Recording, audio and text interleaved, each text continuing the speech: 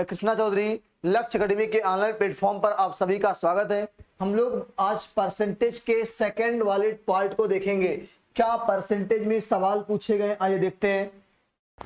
एक कॉन्सेप्ट है, ए की आय बी की आय से एक्स प्रतिशत अधिक है, एक्स प्रतिशत अधिक है, तो बी की आय ए की आय से कितने प्रतिशत कम होगी। इसका जो फार्मूला आपका है एक्स बटे 100 प्लस एक्स गुणे 100, ये आपका बनेगा एक्स बटे 100 प्लस एक्स गुणे 100। ठीक है, चलिए इस पे सवाल करते हैं हम लोग। राजीव की आमदनी संजीव की आमदनी से 25% अधिक है। अच्छा बताओ, फार्मूले पे हम लोग करेंगे तो राजीव की आमदनी कितनी है, 25% अधिक है, तो 25 बटे कितना हो जाएगा 100 प्लस 25 यानी 125 और गुणे कितना हो जाएगा 100। 25 पचे 125, 20 पचे 100 और ये आपका आंसर आ जाएगा 20% जो है राजीव की आमदनी राजीव की आमदनी से क्या हो जाएगा, कम हो जाएगा। ठीक है, ये तो फार्मूले पे हो गया। अगर हम लोग इसका बेसिक लगाएंगे तो कैसे लगाएंगे, देखो पूरे सवाल में किसकी आय फिक्स है, राजीव की आमदनी संजीव की आमदनी से 25% अधिक है, यानी संजीव फ्री है, तो माना संजीव की इनकम 100 रुपए, कितना, तो राजीव कितना 100 से 25 ज्यादा यानी 25 रुपया ज्यादा हो जाएंगे 125। अब बताओ राजीव संजीव राजीव से कितने प्रतिशत कम है, तो कमी आप देखोगे 25 की, संजीव कम है 25 राजीव से, जिसके सापेक्ष पूछेगा वो नीचे आ जाएगा और ये आपका 25 पच्चे 125, 20 पच्चे 100, 20% आपका आंसर आ जाएगा भैया, हो जाएगा। चलिए अगला सवाल लेते हैं हम लोग। नेक्स्ट कॉन्सेप्ट है, ए की आय बी की आय से x% कम है, तो बताना है बी की आय ए की आय से कितने % अधिक होगी। तो इसका जो फार्मूला होता है वो x अपॉन, कम कह रहा है तो 100 माइनस एक्स और गुणे क्या कर लेते हैं हम लोग 100 कर लेते हैं, ये इसका रेडीमेड फार्मूला है और इस पे सवाल करते हैं। ठीक है, चलिए सवाल। आशीष की आमदनी मनीष की आमदनी से 20% कम है, तो 20 को ऊपर रखेंगे, 20% कम यानी 100 से 20 कम 80 और गुणे 100 कर लेंगे, तो क्या आएगा 20 चौक 80 और ये 25 चौक के 100, ये आपका आ जाएगा 25%। कितना आ जाएगा भैया, 25% आपका आ जाएगा। बेसिक करने जाओगे तो कह रहा है कि आशीष की आमदनी मनीष से 20 कम, तो मनीष को मान लो 100, तो आशीष का हो जाएगा 20 कम यानी 80, कितना हो जाएगा 80। अब बताओ मनीष आशीष से कितना अधिक है, 20 अधिक है, और ये 20 का परसेंटेज आशीष के सापेक्ष निकालना है, जिसके सापेक्ष निकालते हैं वो नीचे होता है, जिसका निकालते हैं वो ऊपर होता है, 25% आपका आंसर आ जाएगा। ठीक है भैया, चलिए नेक्स्ट लेते हैं हम लोग। यदि चीनी के मूल्य में 40% की वृद्धि हो जाए, तो 40 को ऊपर रखेंगे, नीचे 140 हो जाएगा और गुणे कितना करेंगे 100, यहां से कैंसिल, 2 दूनी 4, 2 सत्ते 14, 200 बटे 7 आ रहा है ना, 200 बटे 7 का मतलब 7 दूनी 14, 6 बचेगा 7 अठे 56 और 56 4 60, 28 सही 4 बटे 7%। कितने प्रतिशत उस अपनी खपत को कम कर दे, तो 28 सही 4 बटे 7%, जिससे उसकी क्या हो, मासिक खर्च अपरिवर्तित रहे। ठीक है, चलिए अगला सवाल लेते हैं हम लोग यहां से। नेक्स्ट कॉन्सेप्ट है क्रमागत वृद्धि तथा कमी पे सवाल है। कह रहा है कि यदि क्रमागत रूप से x% की वृद्धि और y% की वृद्धि हो, मतलब दोनों वृद्धि हो, तो इसके लिए क्या फार्मूला है, x plus y plus x y बटे 100। कुल वृद्धि निकालने का फार्मूला है x plus y plus x y बटे 100। चलिए सवाल लेते हैं इस पे। नोट है, 2 या 2 से अधिक राशियां जो गुणा के रूप में है, उनमें होने वाली वृद्धि क्या होती है, उनमें होने वाली वृद्धि क्रमागत होती है। एक सवाल है, एक आयत की लंबाई और चौड़ाई में क्रमशः 10% और 20% की वृद्धि कर दी जाए, दोनों वृद्धि है, x की वैल्यू 10, y की वैल्यू 20 और प्लस 10 गुणे 20 बटे 100, 2 जीरो कैंसिल, यहां से 20 10 30 और 2 कितना हो जाएगा 32% आएगा आपका आंसर। कितना आएगा भैया? 32% आएगा आपका आंसर। ये तो आपका सीधा सीधा रेडीमेड फार्मूले पे हो गया। इसका बेसिक दो कैसे करेंगे हम लोग, बेसिक कैसे करेंगे देखो ध्यान से, कैसे करेंगे। आयत की लंबाई और चौड़ाई, तो आयत का जो क्षेत्रफल होता है L इंटू V होता है, L इंटू V। हम लोग इसको भी पहले 100 मान लेते हैं, इसको भी पहले 100 मान लेते हैं। लंबाई भी 100, चौड़ाई भी 100, ठीक है। अब लंबाई में 10% की वृद्धि यानी 110, चौड़ाई में 20 यानी 120, एक जीरो कटा, एक जीरो कटा, कितना आएगा? 10 दहाई 100 और 12 गुणे 11 132। कितना बढ़ गया भैया? 32 बढ़ा है। और 3200 के सापेक्ष कितना परसेंट होता है? 3200 के परसेंट आपका 32% ही होता है। कितना होता है भैया? 32% होता है। हो जाएगा। चलिए इसी सवाल को हम लोग देखते हैं कैसे फ्रैक्शन वैल्यू से सवाल आपका लग जाएगा। देखो कैसे लगाएंगे हम लोग। 10% का जो भिन्नात्मक मान होता है क्या होता है? 1/10। 20% का जो भिन्न मान होता है वो 1/5 होता है। 20/100, ठीक है। अच्छा बताओ, पहले लंबाई 10 थी, अब कितना हो जाएगी? 1 बढ़ जाएगी। तो लंबाई 10 अब लंबाई 11। पहले चौड़ाई 5 थी, अब 1 बढ़ जाएगी। पहले चौड़ाई 5 अब हो जाएगी 6। 10 बचे कितना हो जाएगा? 50। 11 छक्का कितना हो जाएगा? 66। अब बताओ कितना बड़ा है? 16। 16 किसके सापेक्ष बड़ा है? 50 के सापेक्ष। तो 50 दूनी 100, 16 दूनी 32। ये आपका फ्रैक्शन वैल्यू से भी सवाल लग जाएगा। हो जाएगा भैया। चलिए नेक्स्ट लेते हैं हम लोग।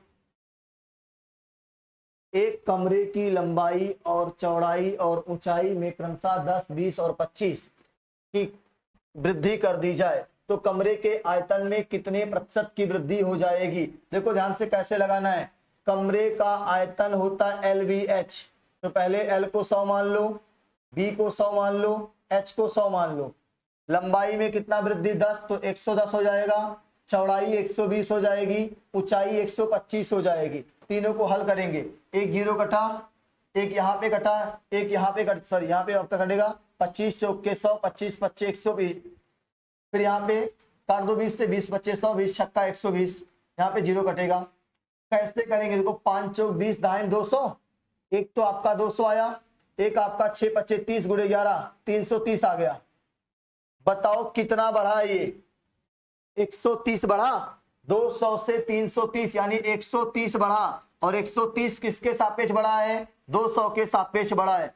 गुना करेंगे 100, ये 100 दूना 200 हो जाएगा और 65 बार में ये कट जाएगा और आपका आंसर आ जाएगा 65%। कितना आ जाएगा? 65%, ठीक है। चलिए नेक्स्ट लेते हैं हम लोग यहां से। एक आयत की लंबाई और चौड़ाई क्रमशः 10% तथा 20% की कमी कर दी गई। अब की बार क्रमागत रूप से कमी की बात कर रहा है। तो जब क्रमागत रूप से कमी होगा भैया तो ये फार्मूला लगाएंगे, -x -y और माइनस माइनस प्लस XY/100। तो बताओ पहले कितना है? -10, फिर -20 और माइनस माइनस प्लस 10 गुणे 20 बटे कितना? 100।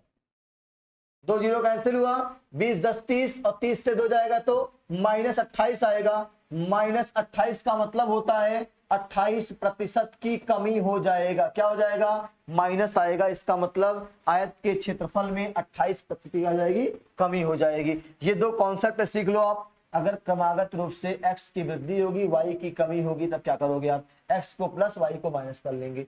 अगर क्रमागत रूप से x की कमी और y की वृद्धि होगी, x प्लस x माइनस और y प्लस हो जाएगा, ठीक है। चलिए नेक्स्ट देते हैं हम लोग यहां से।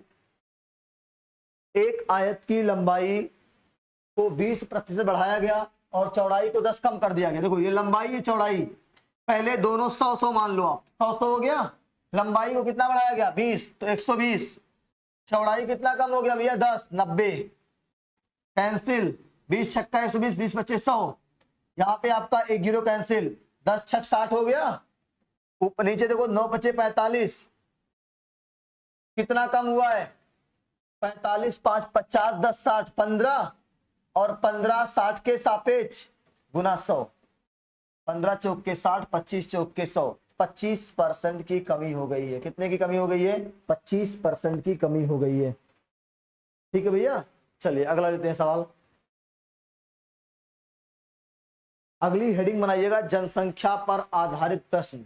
हम लोग कहेंगे माना वर्तमान में जनसंख्या कैपिटल P है, जनसंख्या वृद्धि की दर R% वार्षिक है, तो क्या बताएंगे n वर्ष बाद जनसंख्या और n वर्ष पहले जनसंख्या। क्या होगा इसका रेडीमेड फॉर्मूला देखो, n वर्ष बाद जो होगा A बराबर P इंटू 1 प्लस R/100 ये हो गया। अगला A बराबर P बटे 1 प्लस R/100 ये n वर्ष पहले का है और ये n वर्ष बाद का है। दोनों फार्मूले आप नोट कर लीजिए, ठीक है। चलिए सवाल करते हैं इस पे। एक कस्बे की वर्तमान आबादी 16,000 है। कितनी भैया? वर्तमान आबादी है 16,000। कस्बे में जनसंख्या वृद्धि की दर 20% यानी 120 हर साल बढ़ता है। 120 हो जाएगा ना, 120/100। 2 साल क्या कह रहा है? 3 साल। तो फिर इसको भी 120/100 करेंगे, इसको भी 120/100 करेंगे। 3 बार कह रहा है ना, कर लेंगे। अब देखो हल करेंगे। ये 20 छक्का 120 2500, यहाँ पे 6 5, यहाँ पे भी 6 और 5 आएगा। यहाँ पे आप देखेंगे 16,000 पहले से था, 5 से काटेंगे 5 तिया 15, 5 दूनी 10, ये हो जाएगा 3200। फिर 5 से काट दो आप, 5 छक 30, बचा कितना? 2, 5 चौक 20, 640। फिर 5 से काट दो आप, 5 एक कम 5, 5 अट्ठे 5 दूनी 10, बचा कितना? 4, 5 अट्ठे 40, 128। अब आप गुना कर लो, 128 गुना 6 का गुणा 3 बार यानी 216। 128 गुणे 216 करेंगे, जो आएगा वही आपका रिजल्ट होगा। क्या आएगा? जो भी आएगा आपका वही क्या हो जाएगा? रिजल्ट हो जाएगा। ठीक है भैया, गुणा कर लीजिएगा आप, 128 गुणे 216 ये आपका रिजल्ट आ जाएगा। लग जाएगा। चलिए नेक्स्ट लेते हैं। एक कस्बे में 52% पुरुष हैं। कस्बे में महिलाओं की संख्या पुरुषों की संख्या से 420 कम है, तो कस्बे की कुल आबादी बताइए। कितने प्रतिशत पुरुष हैं भैया? 52% पुरुष हैं। कस्बे में पूरी आबादी होती है 100%, तो जब 52 पुरुष तो 48 क्या हो जाएंगी? महिला, फीमेल। कस्बे में पुरुषों की संख्या महिलाओं से 420 कम है। पुरुषों की संख्या सॉरी महिलाओं की संख्या, तो आप देखोगे महिला और पुरुष में कितने का अंतर है? 52-48 में 4% का अंतर है। और ये 4% का अंतर किसके बराबर है? 420 के बराबर है भैया। किसके बराबर है? 420। 1% का अंतर निकाल लेंगे, 1% का निकालेंगे तो 4 एक कम 4, 4 पच्चे 20, 105 आएगा। किसी भी कस्बे की आबादी 100% होती है, 2 जीरो बढ़ जाएगा, 10,500 आपका रिजल्ट आ जाएगा। क्या आ जाएगा? 10,500 कस्बे की पूरी आबादी है। कुल आबादी कितनी है? 10,500। ठीक है, नोट कर लीजिए, फिर आगे बढ़ते हैं। नेक्स्ट लेते हैं। अगला आपका कॉन्सेप्ट है अवमूल्यन या ह्रास। समय के साथ साथ किसी वस्तु के मूल्य में जो कमी आती है उसे अवमूल्यन या ह्रास कहते हैं। माना वस्तु का वर्तमान मूल्य कैपिटल P है और अवमूल्यन की दर R% वार्षिक है, तो n वर्ष बाद जो होगा वो होगा A बराबर P इंटू 1 माइनस R/100 कितने वर्ष का पूछेगा? यहाँ पे A बराबर P/1 माइनस R/100 क्लियर है ना। चलिए इन दोनों फार्मूलों पे हम लोग सवाल करते हैं। एक स्कूटर का वर्तमान मूल्य 5500 है। देखो 5500 वर्तमान मूल्य है। जनसंख्या वृद्धि की दर अवमूल्यन की दर 20% वार्षिक है। हर साल 20 घटेगा तो 80 बचेगा। कितने साल का कह रहा? 3, तो फिर ये 80 बचेगा और फिर ये 80 बचेगा। 3 साल की कहानी है। अब केवल और केवल आपको गुणा करना है बस। देखो 2 जीरो यहां से कैंसिल हो गया, 20 चौक 80, 20 पच्चे 100, 20 चौक 80, 20 पच्चे 100, यहां से आपका 16 पच्चे 80। अब नहीं कटेगा क्या? यहां से काट दो, 11 पच्चे 55। अब गुणा कर लो, 11 गुना 16 गुना 16, जो आएगा वही आपका आंसर है। जो आएगा वही क्या हो जाएगा? आपका आंसर हो जाएगा भैया। गुना करने के बाद लिख लीजिएगा, यहाँ पे जो आएगा वही आपका आंसर हो जाएगा। ठीक है, चलिए नेक्स्ट क्वेश्चन लेते हैं। तो ये आपका जो स्कूटर का वर्तमान मूल्य था 55,000 रुपया, हर साल 20% उसकी वैल्यू घट रही थी। तो घटते घटते आपका जो आएगा, इसको जब आप गुना कर लोगे भैया किसका, 11 गुने 16 गुने 4 गुने 4, तो आपको सीधा सीधा रिजल्ट मिल जाएगा। ठीक है, पहला सवाल है, दो उम्मीदवार के बीच हुए चुनाव में हारने वाले उम्मीदवार को 40% मत मिले, जबकि जीतने वाले उम्मीदवार को 4200 मत मिले। तो बताना है कि इस चुनाव में कुल कितने मत पड़े। दो उम्मीदवार के बीच हुए चुनाव में हारने वाला उम्मीदवार कितना पाया, देखो अगर हारने वाला पाया है भैया 40%, 40% कौन पाया है, हारने वाला, तो बताओ जीतने वाला कितना पाया होगा, 60% पाया कि नहीं पाया होगा, ये पाया है जीतने वाला। हार जीत के बीच का अंतर कितना है, 20% का, कितना है 20% का। और यहाँ पे कहा कि जबकि जीतने वाले उम्मीदवार को 4200 मत मिले, जीतने वाला परसेंटेज में कितना पाया है, 60%। इसका मतलब 60% की जो वैल्यू है वो कितनी भैया, 4200 है। और किसी चुनाव में 100% मत पड़ता है, यहां से 1% निकाल लो, 1% की जो वैल्यू आएगी वो 70 आएगी, कितनी आएगी, 6 7 42, 70 आएगा। किसी चुनाव में टोटल वोटिंग होती है 100%, तो 70 के आगे 2 जीरो बढ़ा दो, टोटल वोट कितना पड़ा था चुनाव में, 7000 वोट पड़ा था टोटल। इस सवाल का आंसर हो जाएगा, लग जाएगा भैया। चलिए अगला सवाल लेते हैं हम लोग यहाँ से। दो उम्मीदवारों के बीच हुए चुनाव में हारने वाला उम्मीदवार 48% मत लेकर 920 मतों से चुनाव हार गया। अगर हारने वाला 48 पाया है तो जीतने वाला कितना पाया होगा, 52%, और हारने वाला कितना पाया, 48%। ये विनर है और ये लूजर है, दोनों के बीच में हार जीत का अंतर कितने का है, 4% का हार जीत का अंतर है। और कह रहा है कि हारने वाला उम्मीदवार 48% मत लेकर 920 मतों से चुनाव हार गया, और यहाँ पे कितने परसेंट से हारा था, 4% की वैल्यू कितना दिया गया है, 920 दिया गया है। अगर हम देखें यहाँ से तो आपका निकाल लेते हैं हम लोग, यहाँ से 1% की वैल्यू निकाल लेंगे, तो यहाँ से 4 में भाग लगाएंगे, 4 दूनी 8, फिर बचेगा 1, 4 तियां 12, और ये 230 आ जाएगा। किसी भी चुनाव में 100% मतदान होता है, तो कितना आ जाएगा ये, 23,000, कितना आ जाएगा, 23,000 कुल वोट पड़ा था चुनाव में। तो क्या पूछा है, जीतने वाले उम्मीदवार को कितना प्राप्त हुआ, 23,000 का 52% निकाल दो, 23,000 का 52% निकाल देंगे तो जीतने वाले उम्मीदवार का आ जाएगा। देखो 23 गुणे 52 करिए, कितना आ रहा है, 23 गुणे 52, 2 तियां 6, 2 दूनी 4, 5 तियां 15, 5 दूनी 10, 11, 6 5 4 9, 11 900, और एक जीरो ऑलरेडी है 30 में, तो हो जाएगा 11,960। वोट कौन पाया था, जीतने वाला पाया था। कौन पाया था भैया, जीतने वाला पाया था। ठीक है, चलिए नोट कर लीजिए, फिर आगे बढ़ते हैं। हेडिंग बना लीजिएगा, परीक्षा पर आधारित प्रश्न, क्वेश्चन बेस्ड ऑन एग्जामिनेशन, परीक्षा पर आधारित प्रश्न। सवाल है, एक परीक्षा में पास होने के लिए कम से कम 33% अंक लाना अनिवार्य है। इस परीक्षा में एक विद्यार्थी को 145 अंक प्राप्त हुए और वह 20 अंकों से फेल घोषित कर दिया गया। तो बताइए परीक्षा का पूर्णांक कितने का था।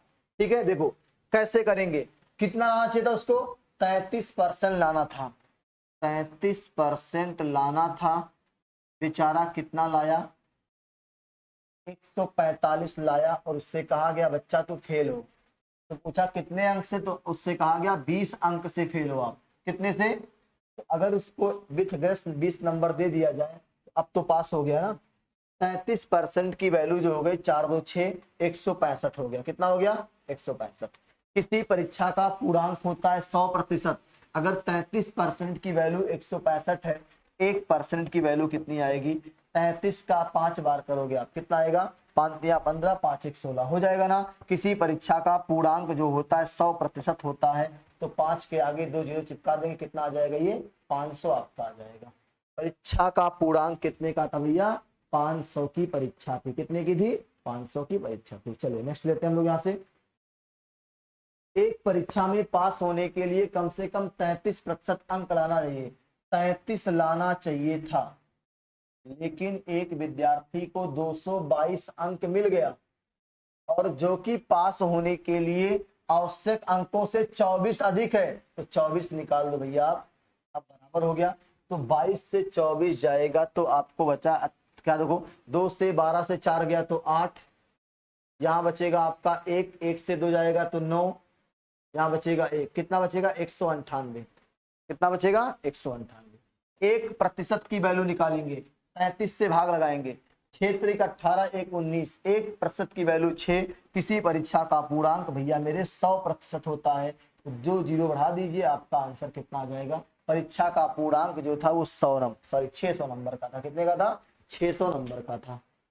समझ में आ रहा है? नोट कर लीजिए, फिर आगे बढ़ते हैं। एक परीक्षा में 47% विद्यार्थी गणित में फेल हुए, क्योंकि आपका वेन डायग्राम बना रहे हैं हम लोग। 47% गणित में फेल है, 42% अंग्रेजी में फेल है, 10% दोनों में फेल है। अच्छा बताओ, अगर कह दिया जाए केवल मैथ फेल, ओनली गणित फेल, तो कैसे निकालेंगे केवल गणित फेल को? 47 से 10 निकाल देंगे, कितना बचेगा? 37%। ये केवल गणित फेल है। केवल अंग्रेजी फेल, ओनली इंग्लिश फेल। केवल अंग्रेजी फेल में कौन आएगा? 42 में से 10 निकाल देंगे, 32 आ जाएगा। दोनों में कितना फेल है? 10%। ये दोनों में फेल है। किस में फेल है? दोनों में फेल है। अब देखो ध्यान से कैसे करेंगे हम लोग यहाँ पे। पहला सवाल, कुल कितने प्रतिशत विद्यार्थी फेल हुए? सबको जोड़ दो, 37, 10 47 और 30। देखो 37, 10 और 32, 30 30 60 70 और 9 79। 79% आपके पूरे फेल हैं। कितने फेल हैं? इस पहले सवाल का आंसर आ गया 79% फेल है। दूसरे सवाल का, कुल कितने परसेंट पास हैं? किसी परीक्षा में 100% होते हैं, 79% फेल है, तो कितना बचा? 21% पास है। कितने पास है? 21% पास है। कितने प्रतिशत विद्यार्थी केवल गणित में फेल है? तो केवल गणित में केवल 37% है। कितने हैं? 37 हैं। कितने प्रतिशत विद्यार्थी केवल अंग्रेजी में है? तो केवल अंग्रेजी वाले 32 है। हो जाएगा? नोट कर लीजिए। चलिए नेक्स्ट देखते हैं।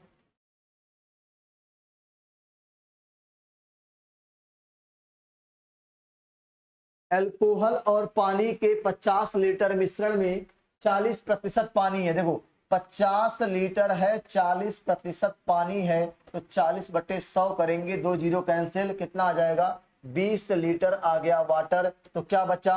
30 लीटर बचा अल्कोहल। समझ में आ रहा है?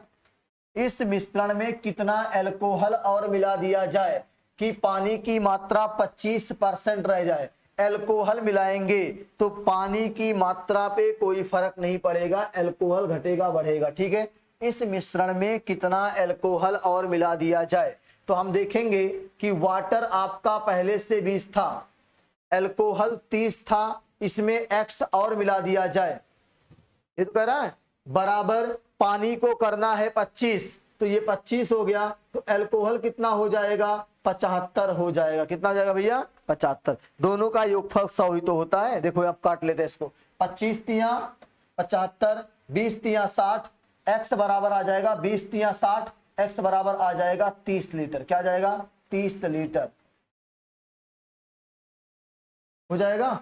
अल्कोहल और पानी के 50 लीटर मिश्रण में 40% पानी है, यानी 20 लीटर पानी है, 30 लीटर अल्कोहल है। कितना अल्कोहल और मिला दिया जाए? तो हमने कहा पानी 20 है, अल्कोहल 30 प्लस x कर दो आप।